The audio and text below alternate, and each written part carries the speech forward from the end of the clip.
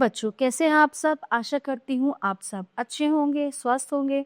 स्वागत है आपका इस कक्षा में। आइए आज हम पढ़ते हैं हिंदी व्याकरण का पाठ 9। हिंदी भाषा में कुछ ऐसे संज्ञा शब्दों का प्रयोग किया जाता है जिनमें प्रसंग के अनुसार परिवर्तन हो जाता है।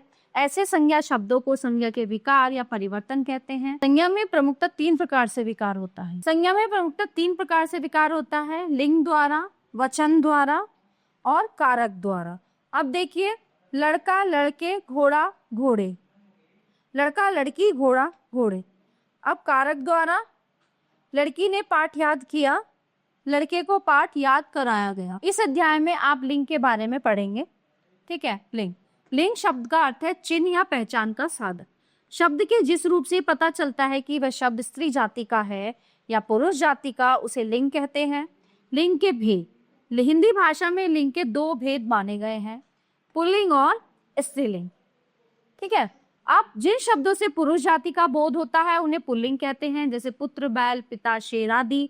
स्त्रीलिंग जिस शब्दों से स्त्री जाति का बोध होता है उन्हें स्त्रीलिंग कहते हैं, जैसे पुत्री, गाय, माता, शेरनी आदि। भाषा के अंतर्गत लिंग निर्धारण करते समय ये समस्या आती है कि किस शब्द को किस लिंग के अंतर्गत रखा जाए। सजीव वस्तुओं के लिंग निर्धारण में तो कोई समस्या नहीं आती, किंतु निर्जीव वस्तुओं के लिंग निर्धारण में अवश्य ही समस्या आती। भाषा के अंतर्गत विभिन्न शब्दों के लिंग निर्धारण की समस्या का समाधान करने के लिए हम यहाँ आपको लिंग की पहचान के कुछ नियम बता रहे हैं, जिनके आधार पर आप दूसरे शब्दों के लिंग का निर्धारण करके उनका सही लिंग के रूप में प्रयोग कर सकें। पुल्लिंग की पहचान के नियम। पुल्लिंग शब्दों की पहचान के कुछ मुख्य नियम इस प्रकार हैं। नियत पुल्लिंग शब्द, निम्नलिखित शब्द सदैव पुल्लिंग होते हैं। अधिकांश वृक्षों और फलों के नाम जैसे देवदार, चंदन, साल, शीशम, सेब, केला, आड़ू, संतरा, नींबू, चीड़, आम, बरगद आदि। अब अपवाद क्या है इसमें? खुबानी, नाशपाती, लीची आदि इस नियम के अपवाद है, मतलब ये इसमें नहीं आते। पर्वतों के नाम जैसे हिमालय, रॉकी, विंध्याचल, नीलगिरी, सतपुड़ा, आल्पस आदि। रत्नों के नाम जैसे हीरा, मोती, पन्ना, नीलम, मूंगा आदि। अपवाद, मणि आदि रत्न इस नियम के अपवाद हैं। द्रवों के नाम जैसे तेल, घी, शरबत, जल, दूध, सोमरस आदि। बड़ी भद्दी, बेडोल तथा भारी वस्तुएं जैसे रस्सा, लोटा, पतीला, गट्ठर, जूता आदि। अनाजों के नाम जैसे चावल, चना, ज्वार, गेहूं, जौ, बाजरा, धान आदि।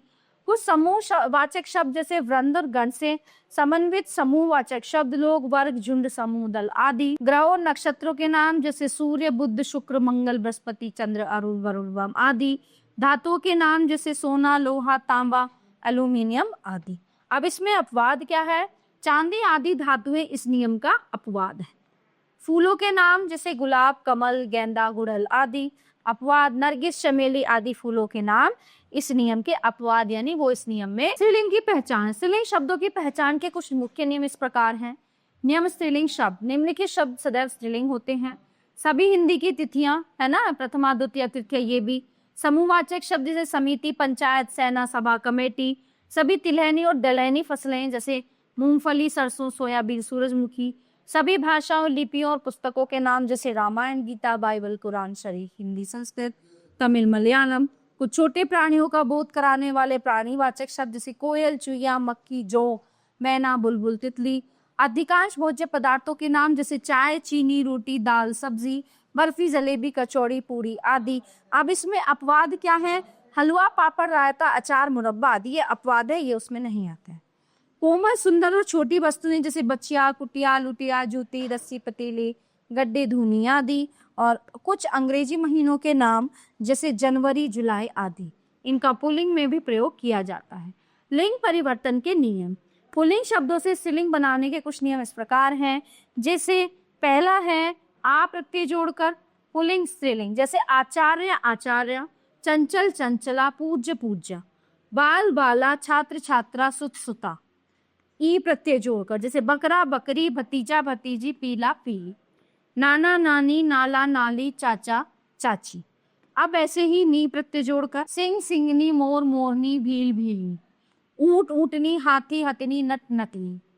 आइन प्रत्यय जोड़कर पंडित, पंडिताइन, ठाकुर, ठकुराइन, जुलाहा, जुलाहे, लाला, ललाइन, चौधरी, चौधराइन, चौबे। अब इन प्रत्यय जोड़कर देखिए सुनार, सुनारे, लुहार, लुहारन, है ना। इसी तरह से कुम्हार, धोबी, पापी जो कि इनका हो जाएगा।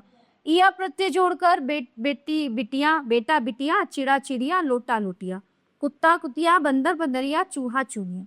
आनी या आणी प्रत्यय जोड़कर देवर देवरानी, मेहतर मेहतरानी और रुद्र रुद्राणी, इंद्र इंद्राणी, सेठ सेठानी, नौकर नौकरानी। मान के स्थान पर मति प्रत्यय जोड़कर बुद्धिमान बुद्धिमती, श्रीमान श्रीमती, आयुष्मान आयुष्मती। वान के स्थान पर वती जोड़कर गुणवान गुणवती, पुत्रवान पुरवती, भगवान। ता के स्थान पर त्री जोड़कर कर्ता करती, भरता भरती, निर्माता निर्मातृ। अब के स्थान पर इका प्रत्यय जोड़कर सेवक सेविका, पाठक पाठिका, लेखक लेखिका। कुछ पुल्लिंग शब्दों का स्त्रीलिंग रूप बिल्कुल भिन्न होता है, जैसे साधु साध्वी, कवि कवित्री, पिता माता, नर मादा, वीर वीरांगना, वट वधु, है ना। तो नित्य पुल्लिंग तथा नित्य स्त्रीलिंग, रहने वाले शब्दों का लिंग परिवर्तन। हिंदी भाषा में कुछ ऐसे शब्दों का प्रयोग किया जाता है जिनका प्रयोग सदैव पुल्लिंग या स्त्रीलिंग के लिए किया जाता है, जैसे नित्य पुल्लिंग शब्द, नित्य स्त्रीलिंग शब्द चीता, खटमल, मच्छर, उल्लू, तोता, भेड़िया, भालू, कौआ, खरगोश। और हमें नित्य स्त्रीलिंग शब्द जैसे चील, मकड़ी, मछली, मक्खी, मैना, लोमड़ी, कोयल आदि। इन शब्दों में नर तथा मादा जोड़कर इनके लिंग बदले जा सकते हैं, जैसे नर मक्खी, मादा भेड़िया। प्यारे बच्चों, ये हमारा लिंग पाठ यहाँ पे समाप्त होता है। आशा करती हूँ ये पाठ आपको बहुत अच्छे से समझ आया होगा। मिलते हैं अगली कक्षा में। धन्यवाद।